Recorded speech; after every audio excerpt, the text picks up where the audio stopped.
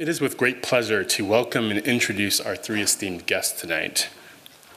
Tonight's conversation is the final event of this spring's Rouse Artist Visiting Lecture Series.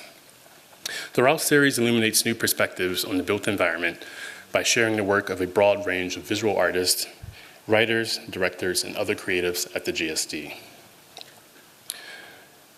This semester, the Rouse visitors of this semester have included Sarah Oppenheimer, Khalil Joseph, and Otabang Kanga.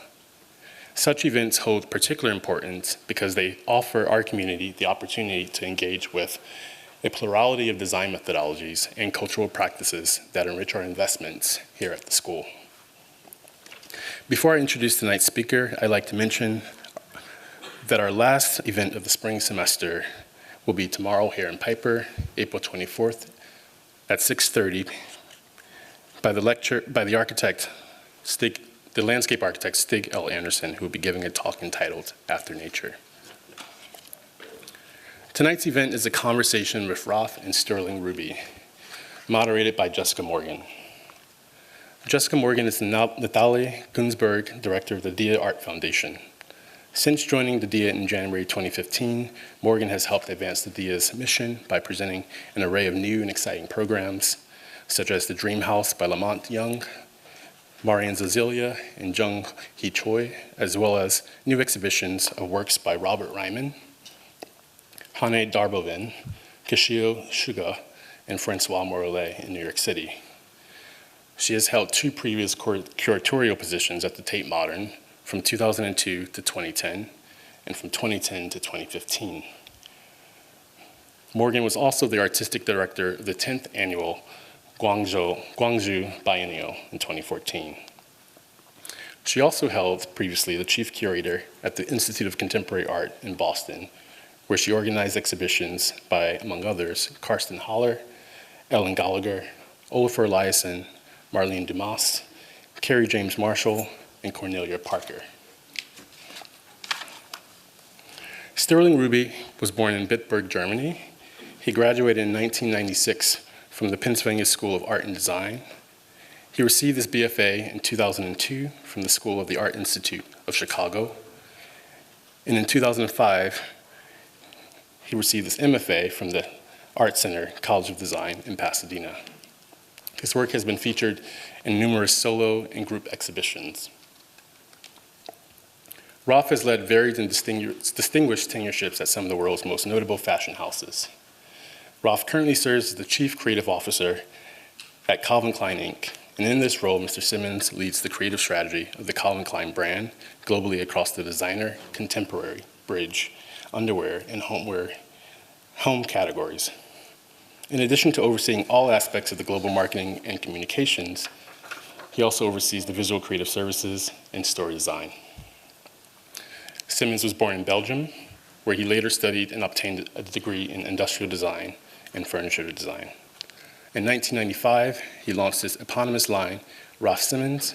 In 2005, he was appointed the creative director of Jil Sander, where he served at the helm for several years. Mr. Simons assumed the position of creative director at Dior in 2012, a position he held until 2015. Sorry, I just need a quick glass of water.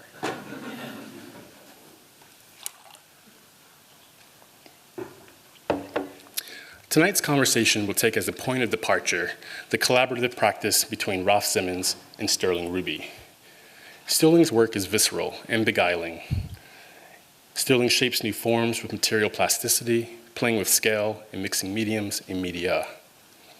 Raf has had a striking imprint on menswear and fashion through his eponymous avant-garde men's line and with his leadership of high fashion houses. His work wields masterful tailoring, asymmetrical shapes, oversized silhouettes, and pop culture references to balance traditional codes with progressive aesthetics and cultural awareness. While both Raf and Sterling have spearheaded their own respective crafts and disciplines, the collaboration speaks to their shared affinities of clothes, art, and environments, a willingness to break with traditional disciplinary silos, and an enduring friendship. Over the last decade, they have closely worked on unique collaborations, In 2008, the Raf Simons Tokyo store. In 2010, their capsule collection. In 2013, as most of you have probably seen the documentary, Dior and I, collaborating on Simons' debut collection for Dior's Haute Couture, where Sterling's SP paintings were the basis of a custom silk fabric used to create 3 dresses and 1 coat. In 2014, they presented, which is actually my personal favorite, the Raf Simons-Sterling Ruby menswear, a full fall-winter collection at Paris Fashion Week. The collection featured bleach-splattered denim produced at Sterling's studio, as well as graphic elements on sweatshirts, coats, and t-shirts. With both names on the label, this collaboration visualized shared ideas of deconstruction and reconstruction, and a collaging of visual motifs. In 2014, they presented for me, it is their most recent collaborations for the American fashion house, Calvin Klein, that has synthesized the relationship between clothes, art, and environments at a scale unmatched in their previous collaborations. In 2017, Raf's American Classics campaign, photographed by Willy van de Peer, showcases Calvin Klein's signature pieces, denim jeans, cotton tanks, and briefs, in combination with works by famous artists Andy Warhol, Dan Flavin, and of course, Sterling Ruby. In the same year, he asked Sterling to create a new aesthetic language for the brand, a series of signature motifs that reflected the light and dark sides of Americana. But most notably, Sterling's total room works for the showroom at Calvin Klein headquarters and New York flagship store display his ability to work across mediums, to produce environments that operate as immersive collages. In the headquarters, soft sculptures, fabric, metal, and glass choreograph a rich environment of graphic surfaces juxtaposed and integrated with fragments of Americana motifs. In the flagship store, a vibrant yellow coats the interior surfaces while scaffolding of the same color is deployed throughout the space as an infinite substrate collaged with Americana motifs, products, figurines, and ornamental tapestry. The spatial scaffolding is fresh and inventive by taking a typical structure often found in the context of New York City, a ready-made, and allowing it to be contextual and transformative, symbolizing a moment in time and its imminent undoing, to reveal new fronts. In both cases, we see the undertones of previous collaborations between Raf and Sterling, and how fashion has scaled up spatially, and art has scaled down to occupy the body, or vice versa. The years of collaborative work is a cross-section in how art and fashion, 2 distinct and cultural creative practices, cross-pollinate through references, inspiration, appropriation, and spaces. The specific combination of their visual languages, processes, and identities produces a transcendence of both disciplines of art and fashion, and in their own way, Raf and Sterling are together reconfiguring the cultural landscape. I've talked long enough. So let's welcome Raf, Sterling, and Jessica to the stage.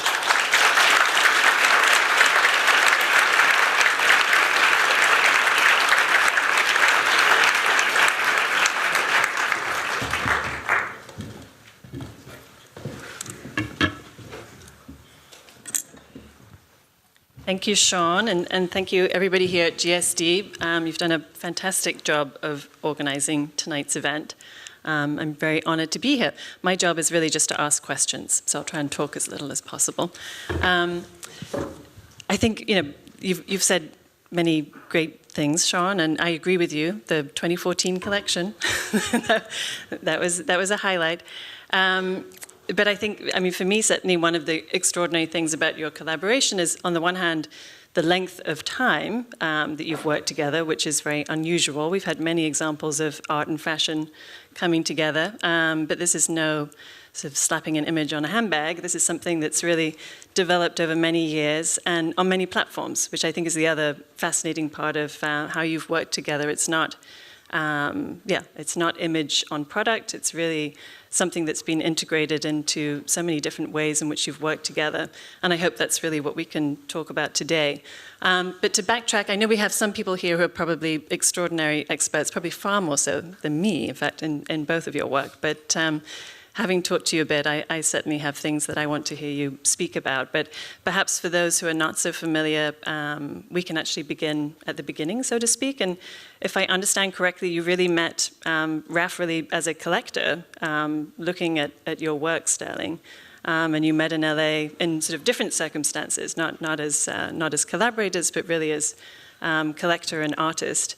And I assume that at that point you also discovered this sort of peculiar coincidence that in fact you grew up in areas not that far from each other and in sort of somewhat similar circumstances with a sort of military background, but also a small semi-rural environment. And I was wondering if you can just talk a bit about, how you met and evolved as a, how that conversation, I suppose, evolved initially. You can't do that all night. Hi, everybody. That's right.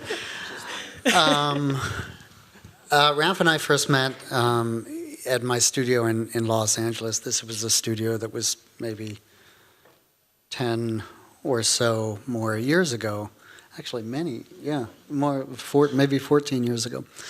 And I had been working with a very, a kind of a gallery in Los Angeles called Mark Fox, and Mark Fox brought Raf to the studio for a studio visit, and this is something that doesn't happen all the time, and when it does happen, it's always a kind of awkward situation for me to bring somebody into such a private space.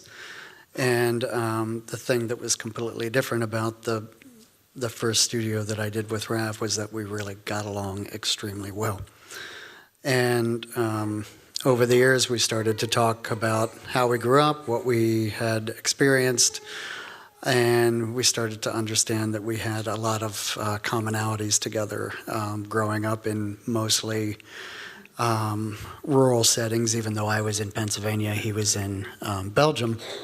My mother was Dutch, and she had grown up in this little town called Noonan, which is close to Eindhoven. And all of my family still lives there, and it turns out that we actually only about 20 minutes away from each other in the Netherlands and in Belgium. Right.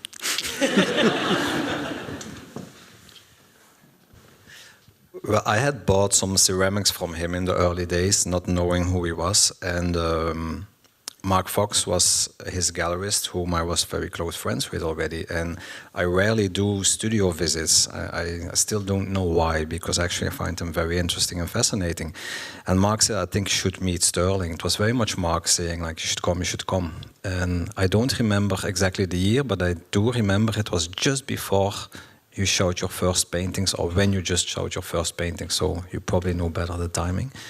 And the rest you said already, so we became friends, and it's not that we saw each other all the time, but we would stay in touch. And there was also a period I was going a lot to LA, more than now, unfortunately, due to the work circumstances, and we would always see each other when we would go to LA, and that's how it started. I was sort of interested in both of your paths in terms of sort of how you developed and perhaps the figures that were important for you. Sterling, probably Mike Kelly being a very important figure, and Van Beirendonck for you, Raf. But Sterling, you've often talked to me about also reacting against your teachings, or your fathers, so to speak, or mothers. The minimal tradition in particular, and how that sort of process of responding against, I suppose, your teaching and was a very important development. But I wondered if there was any of that for you as well, Raf. I mean, you had this sort of extraordinary context in Belgium with a real moment, obviously, that we're still living with. But was there something that you were also reacting against? Well, if it comes to art, I was not reacting against. I think I was very much trying to be informed, trying to go deeply into it. I go back to a Belgian curator. His name is Jan Hoed, who did a very interesting exhibition in a town called Ghent called Chambre d'Amis. He invited incredible artists into the private houses of people. And during the summer, you could just visit, during weekends mainly, I remember, you could visit the houses. So suddenly all this art that we kind of knew was in domestic environments, which was very, very interesting. And ever since, I think I kind of got obsessed with, art in a way, and just inform myself more and more and more about, especially contemporary art and the early generation of Michael and Paul McCarthy, Cindy Sherman, Richard Prince, like the kind of generation that was shaping up at the time that I started looking. Bruce Neumann also. And shortly after, he did Documenta, which I also went to see, which was incredible. And at the same time, I entered industrial design, so I'm not a graduated fashion designer at all. I studied industrial design, graduated with furniture, almost ended up doing car design.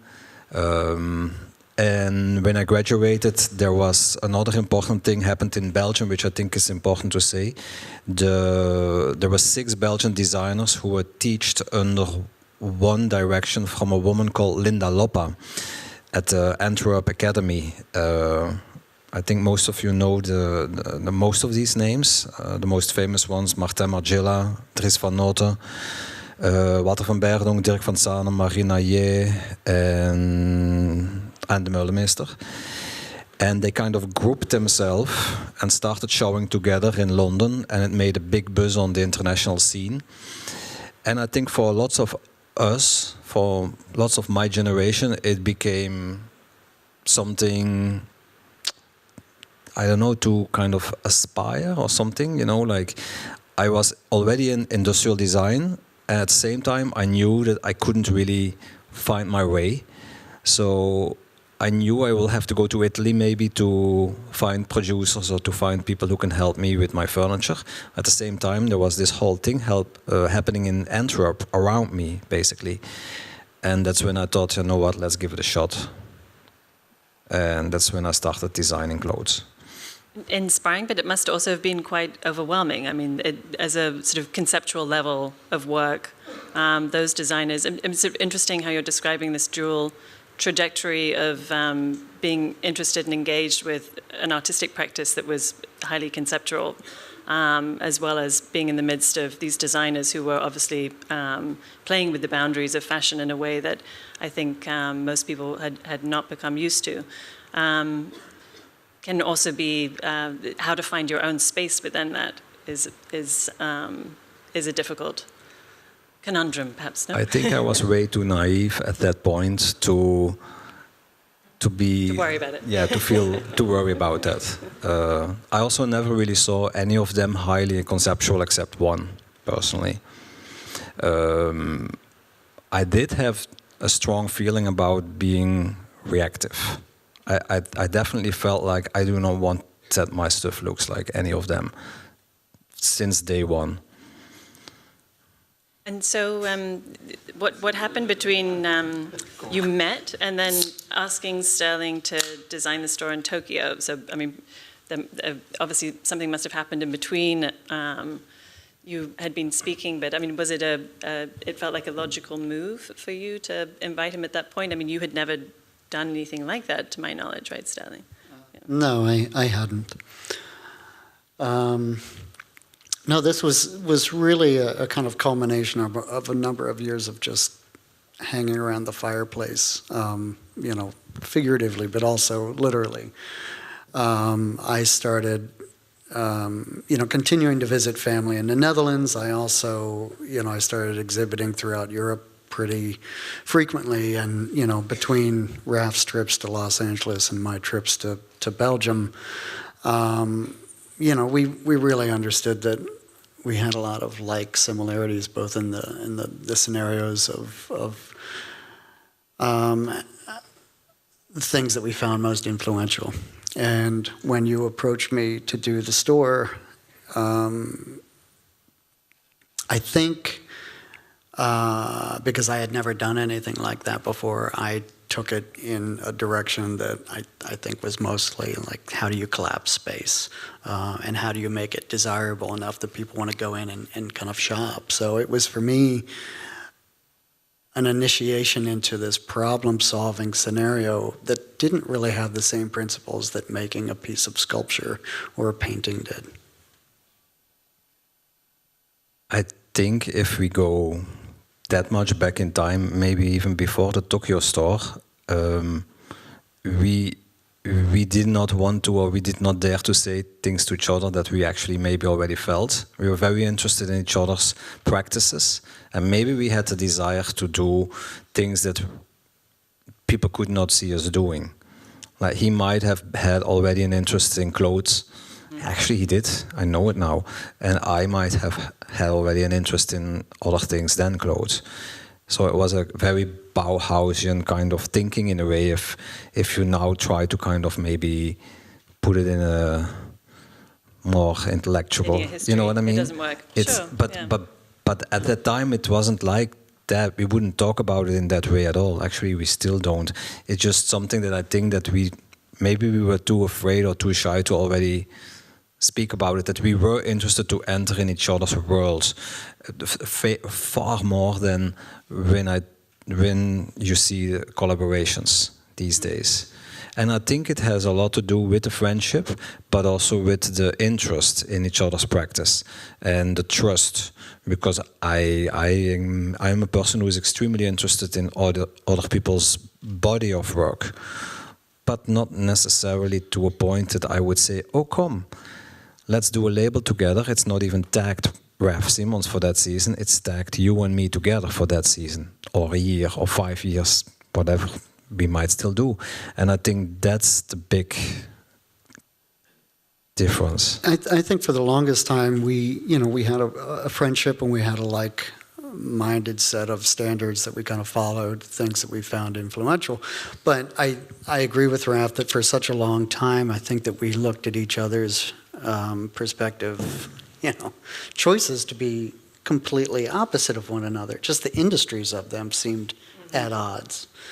And I don't know about you, but I started to realize that from a conceptual, kind of scenario, I always believed that collage from a historical lineage, if you look at Picasso or Schwitters, it's like this idea that you force things that weren't necessarily meant to go into one another, that this illicit merger created a new hybrid.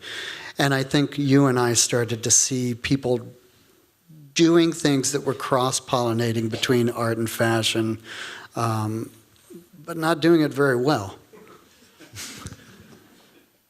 I think that in lots of cases it's not a natural desire, or it's not a natural going together. I think it's very often just a decision that is a business decision.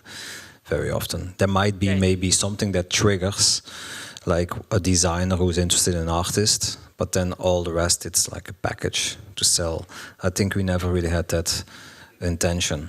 And if it works, it works. If it doesn't work, it doesn't work. It was a natural desire. I also, in the early days when I started to come in his environment, I immediately felt that he was somebody who makes this total environment. It's not only about the sculpture or the painting or the collage. It's an environment, an attitude. It's a very unique point of view about the body of work and everything that surrounds it, and everything that and everybody even who enters it and connects to it. And I think that's also how I like to see my own things. It doesn't really matter who it is at the end of the day. It's how you kind of bring it out.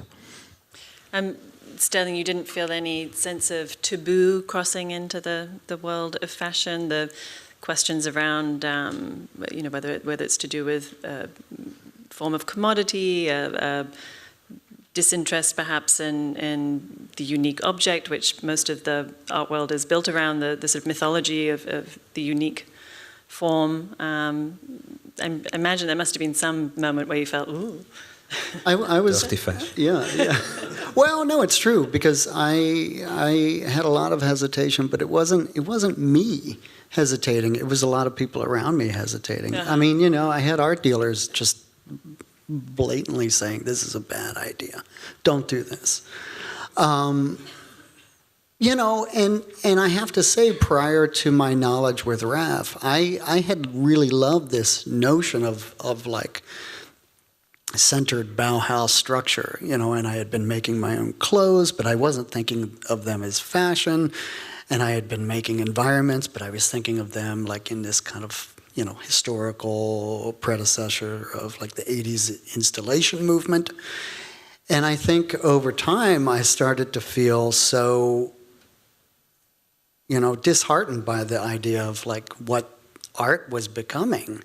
And if there was like a commodification within fashion, there was certainly a commodification happening 10 years ago with art. And I started to just see it be somewhat cynical and ironic and kind of blasphemous. And at that point, I really just kind of decided that we had been friends for such a long time, and we had had so many great discussions about what we could do, not necessarily thinking about it in a lineage of compartmentalizations, but just, whatever we wanted to do, we could do. And it became something that we started to base, off of craft, ideology, conceptual practices, but not necessarily believe that it was one or the other. You've both expressed to me that you felt liberation in each other's spheres in some way, that the confines of the realm that you're most familiar with were then, in some sense, removed when you entered into the relative world of the other, which is interesting. But maybe you were just beginning to touch on that, Sterling. Maybe you can both speak. How does it work on a practical level? I mean, obviously doing the store was one thing, but then as you began to think about producing the collection together, I mean, that's a completely different level of collaboration in terms of process and thinking and production. You were not living in the same places. It's, Trust, I think. Yeah. Otherwise, it's not possible. And and you share. But I mean, these days there was a lot of ways to share things.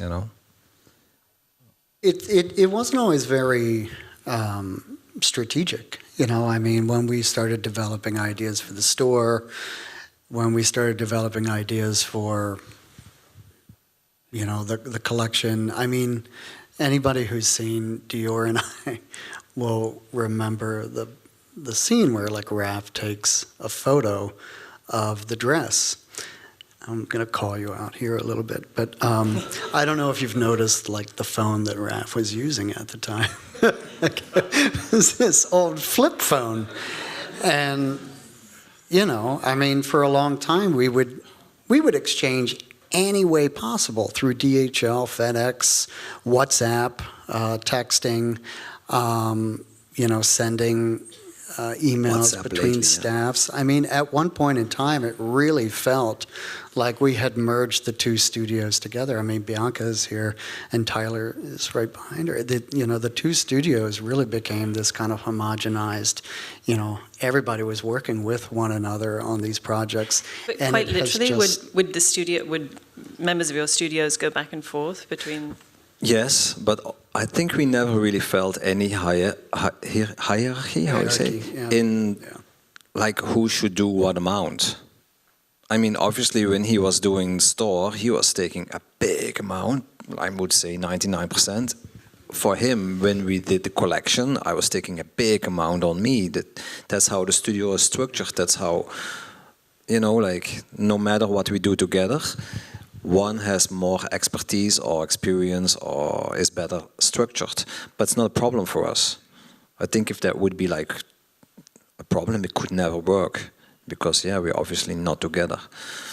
I like the fact that some of it was so low-tech. We would print things out, send it via FedEx, and then the next day we'd get like a cell phone, snap of, you know, that printout wrapped and pinned around a model. You know, that was kind of, for me, it was really exciting. It was instantaneous. It wasn't so premeditative, and it really became something that was very, it was open, but it kind of, like, it was something that I didn't have in art, and I don't necessarily know if it was something that Raf had in So very different. I mean, obviously, you have a large studio, Sterling, with many people working there. Raf, you collaborate on many levels in a way with many different people, but this collaboration you see is completely different to the type of activity. I think it's very intimate between two of us. I think we usually keep it very between us in the first stage, and then it becomes very technical. But first of all, like I said, there is no hierarchy. I think it's the most important. Also not in the thinking process. And I mean, for me,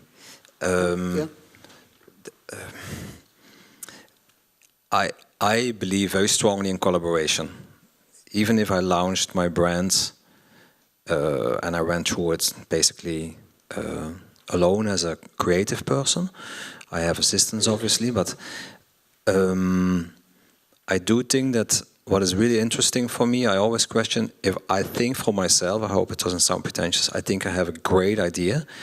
If I can share it with somebody whose work and person I admire, and it comes together, it's a greater idea.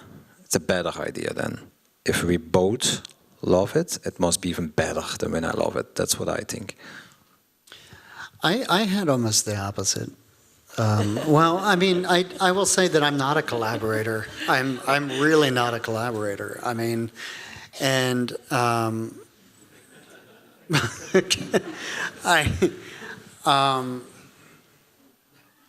if I hadn't had the history of my friendship with Raf and knowing that we were on the same level with one another in terms of what we wanted, what we liked, I couldn't do it. You know, I do have a pretty big studio and a relatively large staff, but essentially the studio makes whatever I want to make. And when I started working with Raf, it was kind of, I didn't really feel like it was a collaboration. I just felt like it was a continuation of our friendship and our trust in one another. So when you were working on the collection in 2014 or the months preceding that, were you also pattern cutting, Sterling? I mean, was it as open as that? I mean, was there... Telling me how to do it? Yeah? Well, I mean, yes.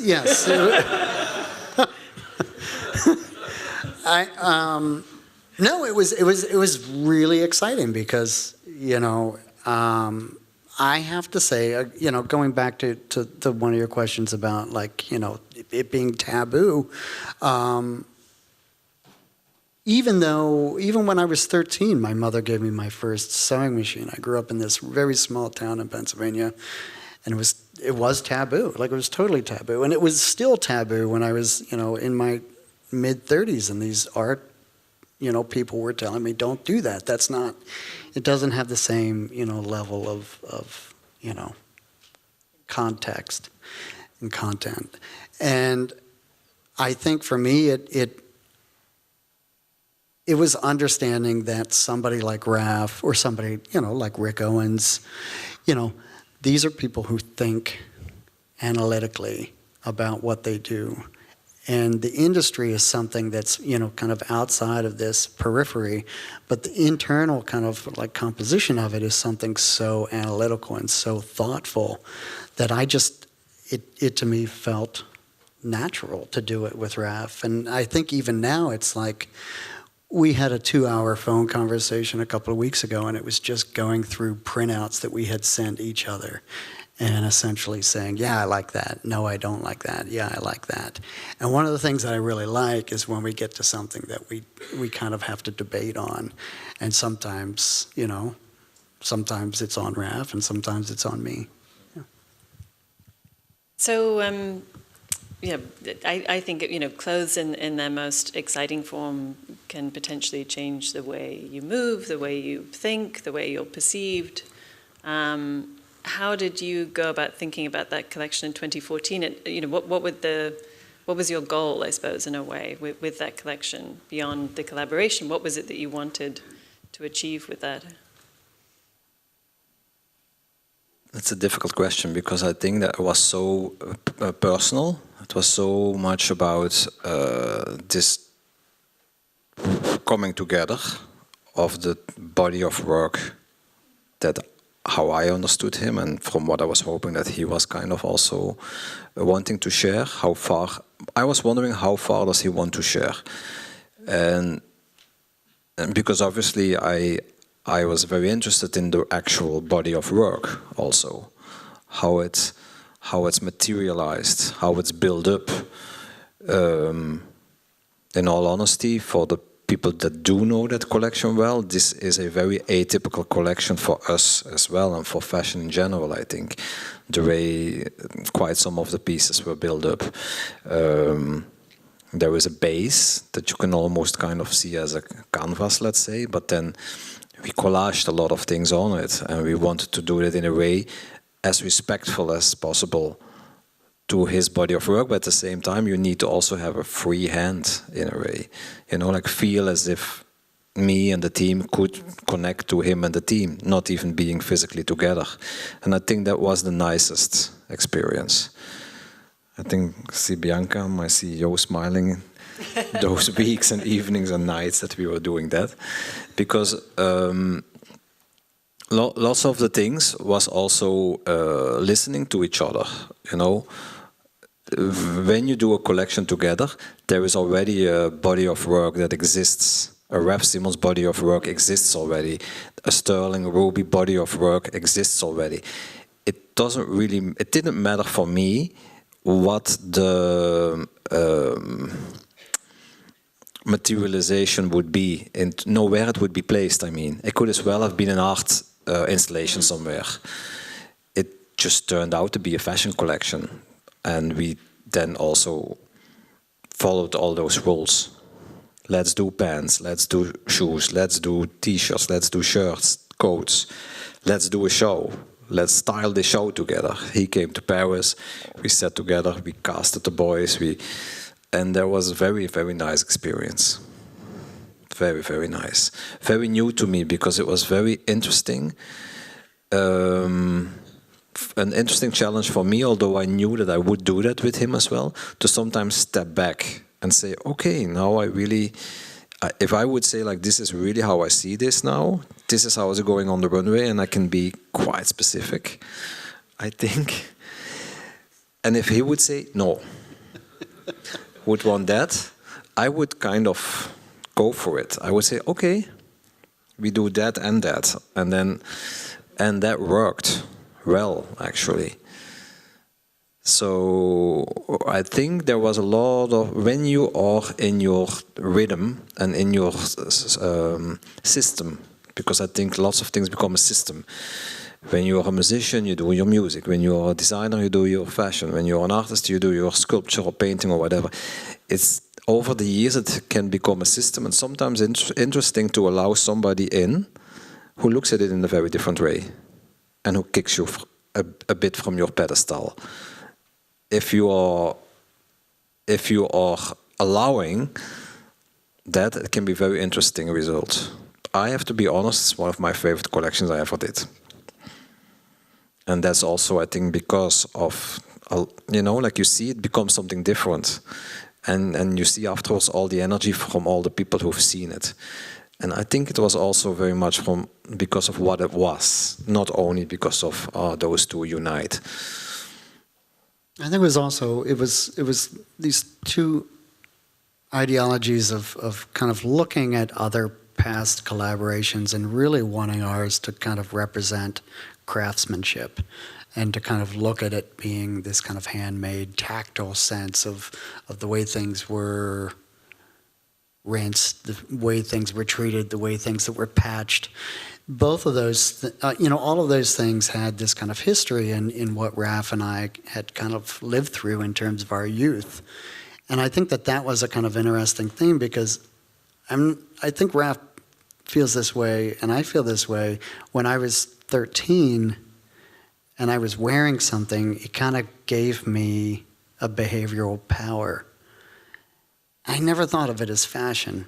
I just thought of it as this kind of significance of how you enter the world and enter the public, and the way that you kind of, like weirdly present yourself.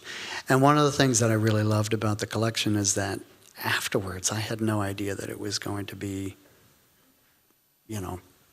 so sought after. But you saw it, like you saw it on the street. You don't see that with art, really. I mean, I love making a sculpture, and I love the idea that somebody would maybe live with that sculpture. But this is different. This is completely different. It's actually this kind of behavioral kind of case study of how people present themselves in public. And when you see them wearing something that we've kind of handmade together, it's just like it's kind of this moment of pride in a weird way. To what degree, just to talk about the structure of the world of fashion in comparison to art, I mean, the speed of change obviously is exponentially faster, despite recent changes in what we could call the art world. Have you been interested in talking about ways in which to counter that, or is it not, maybe it's not something you wish to counter, or are there aspects that you want to intervene in some way? Yeah, I think we do. Yeah. But I think we don't know yet how. Yeah. I think that's something that's like a kind of long-term conversation, and sometimes it's very, conceptual and just dreamy. Other times it's like looking at a listing for a 200-acre farm and saying that this is it. Let's make it there. I think that's also part of what it became over many years of talking. That is not only like it's also the frustration I get. Yeah. I guess like the kind of like fuck the system and this and the speed and the demands and all these kind of things. And sometimes I don't really like to share that with other fashion people, but then I like to share it with him. He can feel the same thing, but in a complete different thing. So then I feel like, maybe it's not so bad with the fashion thing, Maybe. No, I think at some point we will. We've already talked about it, but I think at some point it would be time to kind of create something that is autonomous in and of itself, without a kind of genre attached to it, or without an industry attached to it. I don't know what that is. We don't know what that is yet, but I think it's something that we kind of talk about it every month, and how that culminates into something physical, hopefully we'll see in the next 10, 20 years. I was doing reading that I don't normally do, more about fashion, and it struck me, extraordinarily, blatantly, that there is no critical writing in fashion. Everything was fabulous, and it was kind of shocking to me. I have to say, even though I have to say the state of art criticism has sunk drastically in the last few decades, but the degree to which there was really no airspace for critical language. But I wonder how you deal with that. Is it a conversation between the two of you? There used to be. Mm-hmm. There used to be critical reporting, but they kicked them out. And but people don't really like to read about fashion. Also, unfortunately. I think I don't necessarily know if if you look at Kathy Horn versus Roberta Smith, they're both brilliant, and Kathy Horn writes lengthy critiques of fashion. But I think what's happening in both art and fashion is that, Raf is right, that contingent of analytical writing that really breaks down what's happening and kind of offers it a critique, that's happening less now than it did in the past. But I think in art too. I think that's true, yeah. I just wondered how, for you afterwards to have a kind of forum in which to think about what you've done and how to position that and then also learn from it, I suppose. But, that's not necessarily coming from critical writing, but it was striking to me. I wish there were way more critical writing in fashion. I wish. It's not possible anymore. The system is too complicated right now, I think. But I also say that I'm starting to experience an entirely different generation, a very young generation who's very much at ease with this kind of cross-pollination, this hybridization of all things, kind of aesthetic, all things cultural, all things, kind of territorial. And I think I think it will happen. I think the kind of an analytic, kind of, theorizing of all things, hybrid will happen. It's just weirdly, it seems like it's going to happen from a much younger generation. Maybe you can talk a little bit about, we're seeing lots of images of what's been a sort of complicated, more recent stage in your collaboration with both the stores, but also the shows that you've done together. I'm aware of the fact that we're in GSD. There's probably a lot of architecture students here who are feeling like, why Sterling Ruby? Why not one of the architects in this world? How have you developed that confidence, I suppose, of the language of the environment that you've built, the architectural environment that you've built, and Raf, I suppose, for you, why have you decided to continue in that direction and not you yourself, as you described, came from both a product design and sort of and furniture design background, but you decided to work outside of the norm, let's say, of that discipline? May I answer very honest? I first of all, there was already a build-up to this, and I like to work with people I believe in, and I like to keep on working with people I believe in. But besides that, I have to also be honest. I hope it's not going to offend anybody. Is if only it could be me promoting uniqueness, is that I knew I would get something completely unique if I would work with Sterling, and I have been dealing with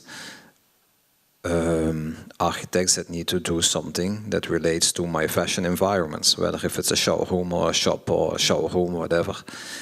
And in the first meetings, they come with glass or concrete or wood or marble, and which marble and the colors of the marble. I'm like, please, can you stop? Like we have to start in a very different way, I think, because right now I think what is very important to talk about, I think, is the actual environmental experience when you talk retail these days, because it seems to be under attack with all the online experience. And I do think that the experience is still very important. But then I think also that we who are responsible should stick out our neck and make it a unique experience, physically, visually, and that's why I reached out to him. Obviously, we do work with a group of architects. Let's not forget, and actually, they were trained here. Yeah. So, yeah, I think it's yeah. I think it's important to point out that logistically, we work with Architecture Research Office with Stephen and Adam, and logistically, we could never do the things that we want to do, particularly with like the Madison Avenue, the real renovation of Madison Avenue.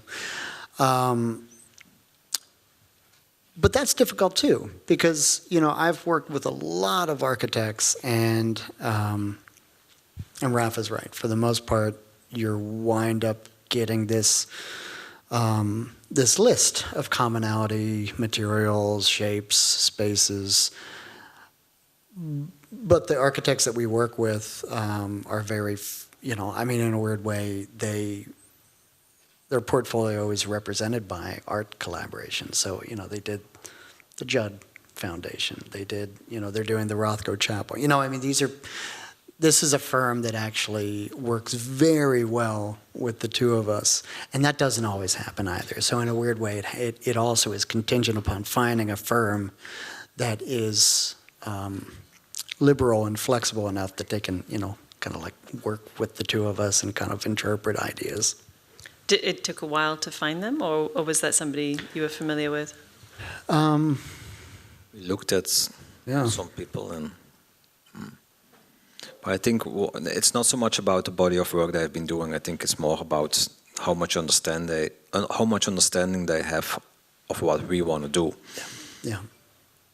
It's funny when we have meetings with ARO, we bring up a lot of different, art references or fashion references or even material references. As a sculptor, it's something that I want to kind of explore with an architect. How do you engineer a material that you haven't ever put up on a wall, And they're very good at interpreting how we want to work and how we want to kind of translate those material suggestions into something that's engineered and physical and safe.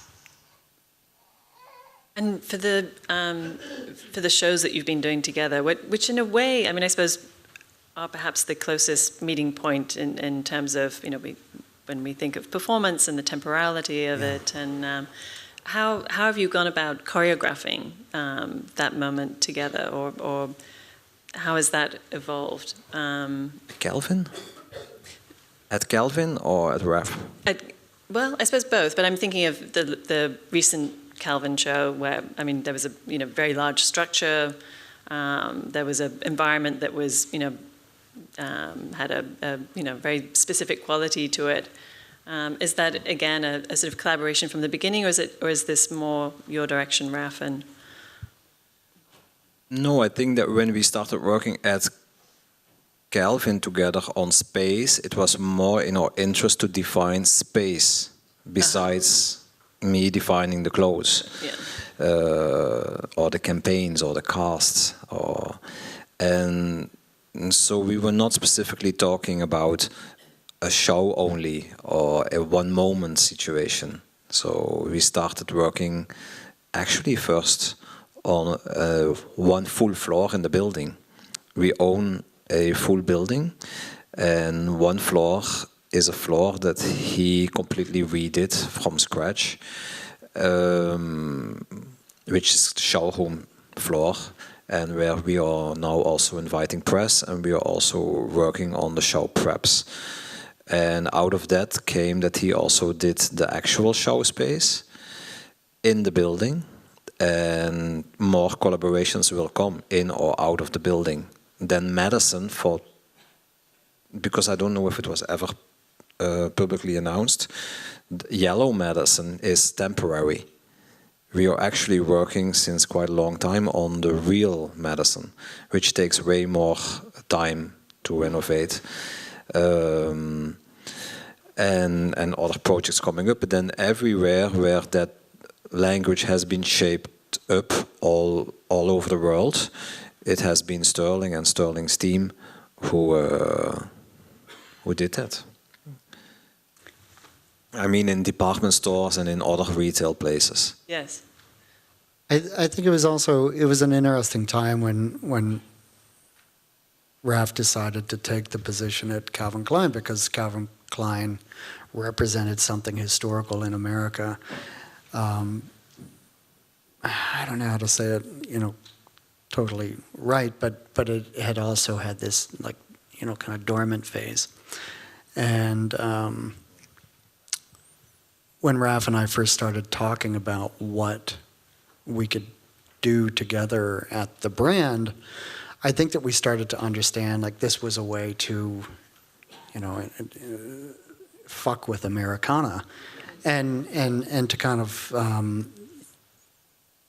use that as a kind of push for American fashion, which most recently had been kind of at an all-time low, and to try and create icons for this fashion brand at that time in such global turmoil in the way that America was represented was kind of dangerous, but also exciting to kind of bring in certain motifs, think about the way that spaces were devised, think about what a 15-minute runway show could be like. All of these things started to, and I think for the two of us, started to create an identity for the brand, which in in totality, that's what we wanted to do. We wanted to make everything seem like it was a kind of branding motif. Yeah. I think it's a good moment to open up, as I'm sure there are lots of questions. There are some people who have mics wandering around, so if you want to raise your hands. So someone with a mic has to run upstairs to this gentleman there. Yeah, I think it's being recorded, and so if you could wait for the mic, that would be great. Thank you so much. Raf, welcome to Harvard first. How are you? Thank you. As you mentioned before, you know how you were into furniture first, industrial design before even to fashion. I want to know, what was it like for you as a teenager? So kind of going off a topic, because I noticed you focus a lot with your work on the youth, pop culture, futuristic design. But I want to know, how was you growing up as a kid? Was you a good kid? Was you bad? Was you reckless? Because it's really important, because oftentimes when we're younger, we go through a series of events that often mold us into who we are today, as adults, as designers, as artists, as photographers. So, what was you as a teenager? Wow. I think I was a very good kid. That's what my mom always says. But I think I was a little trouble in school here and there, because I was not interested in everything they teach me. I was actually mainly interested in what I wanted to be taught in. But so I don't know how the system is here in America when you are under 16, but you have to go back then on Wednesday afternoon or in the evening to, the breakfast club, that kind of thing. I was a bit like that. I was trained very classic. First Latin, Greek, mathematics, college, classic college, small village, no culture in the village. Imagine nothing. Nothing.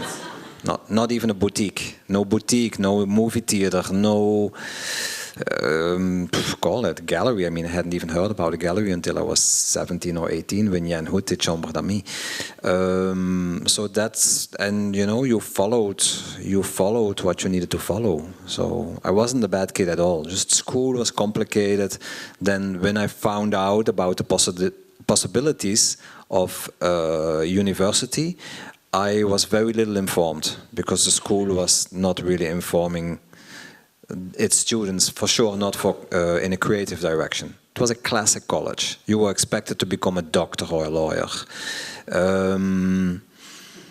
So I found out about architecture, and then visiting one city, I found out about industrial design, product development. And when I entered that school on a visit, and I saw kids smoking in the school, I thought, I'm going there. Honestly. And that's what I did. I hope that's not a bad motivation. Over here. All right, thank you for the conversation. My question starts with another person. Hopefully that's not too offensive. So Virgil was here last November here at GSD offering a lecture. So upon him signing with Louis Vuitton, I'm wondering, in a broader context, what do you think of this interaction and dynamic between luxury brand and 21st century streetwear, and how is it relevant and influential to the fashion industry? Sterling? In one sentence. Seem like I'm getting the hard questions. Well, I think it's pretty. I think it's pretty exciting. I think one of the things that's happening is that, again, there's this kind of behavioral analysis of the way people want to look out in public. I guess that was always the case with high fashion, but in a strange way, it has been reproportioned from an older generation to a much younger generation. And that younger generation wants, at least the way that I look at it and the way that I see it, they don't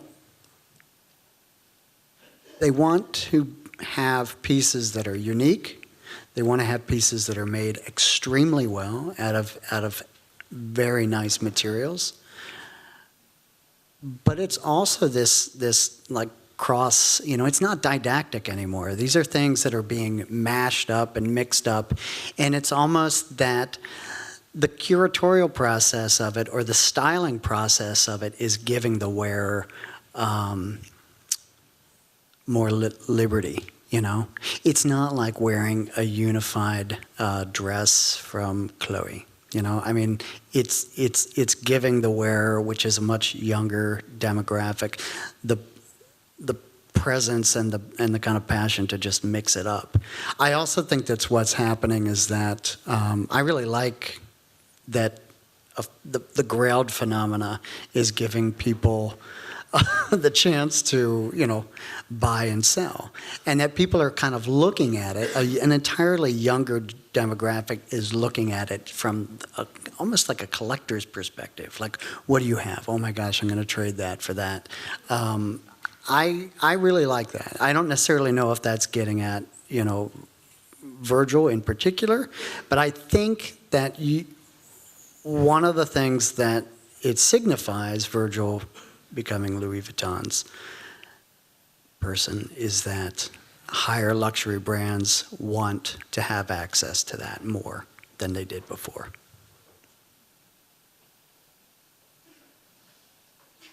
Back here. Nice. Hello. You mentioned that you wish that there was more critical literature for fashion, and that you think the younger generation will bring it back. So I'm wondering what you think the next generation can offer for fashion.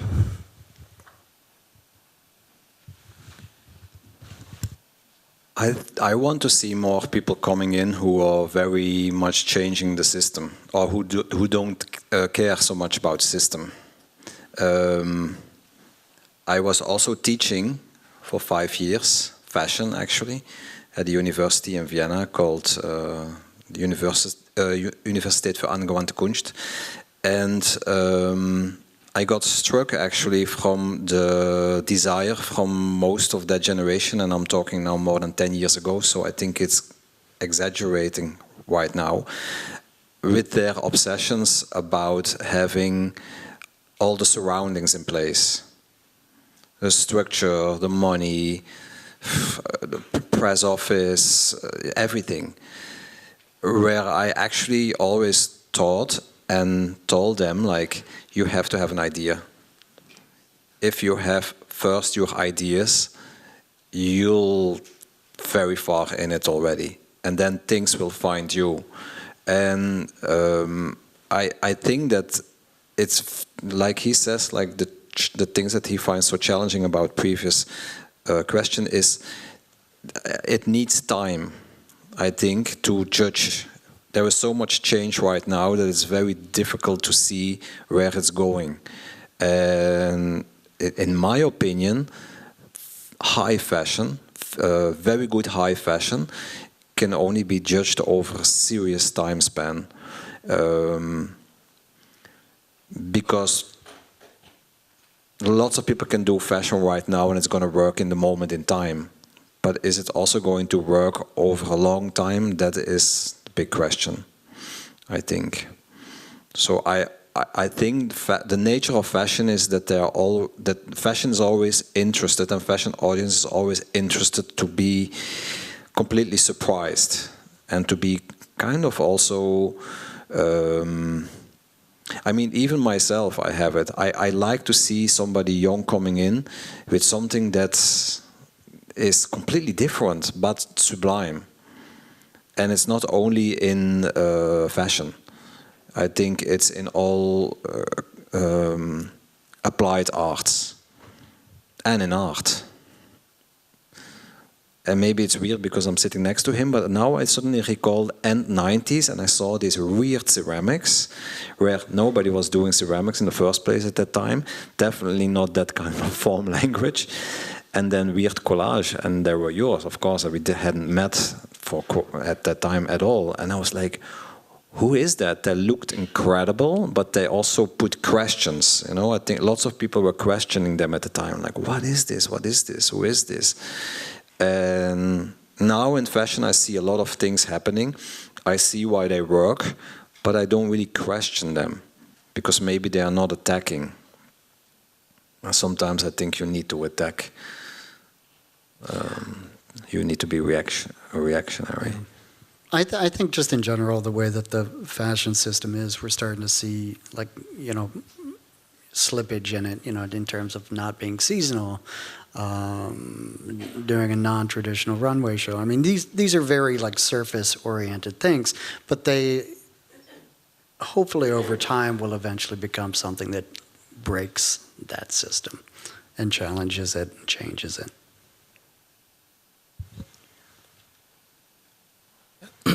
So the question is more for Sterling. I think the 2017 advertisement where several, this one. I think it's really interesting because the way people approach your work change. It's like it's not in a museum. It's taken into a photograph. It's made into a billboard, hang on the street, faced to a larger group of people, and without this material. And do you think the change in the presentation and appreciation of your work will change how you actually make art?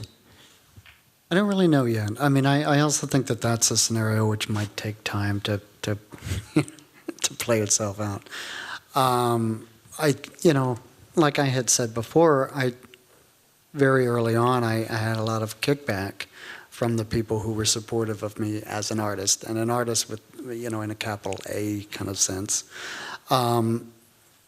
But over time, I also started to see this kind of scenario which wasn't, I just didn't believe in it anymore. I didn't believe in all exhibitions had to take place in a white room, in a museum, or at a gallery.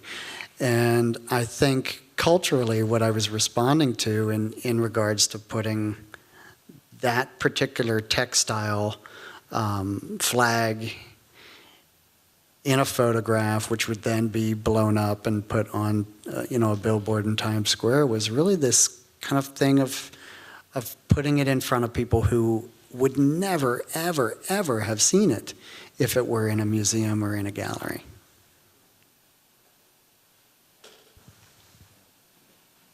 Hi. Perhaps last question. Oh, now I feel like a lot of pressure.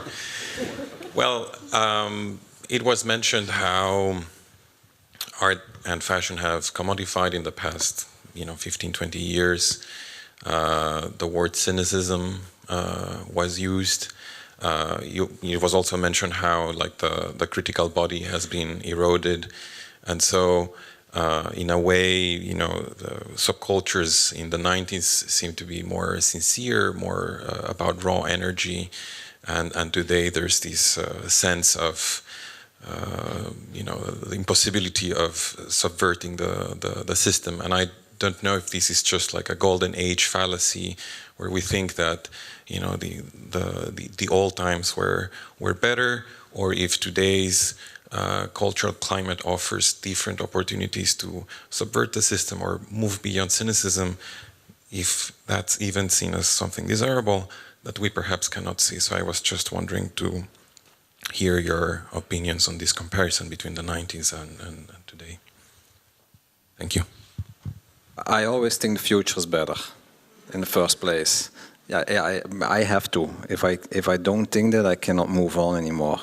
And completely out of the blue, I'm going to say something. I was last week in Chandigarh, which is, I guess, almost all of you know the city that Corbusier designed in the 50s in India, when Nehru had a desire to show to the world that India would be modern as well. And there would be no way for a creative person to deal with a project that large and that incredibly mind-blowing if the answer to your question would not be the future. And it's an incredible visionary body of work that I can recommend everybody to go. It's not so easy to go to India, but it's really, really, really, really, really incredible, because it's so visionary that it's almost utopian, but at the end it's not, because it's still there and it's still incredibly functional. So I don't know if it answers your question enough, but I think it's a great place to end. We all need to go to Chandigarh. Well, let's just thank our guests and participants for such a lively discussion. Thank you. thank you. Thank you. Thanks, Jessica.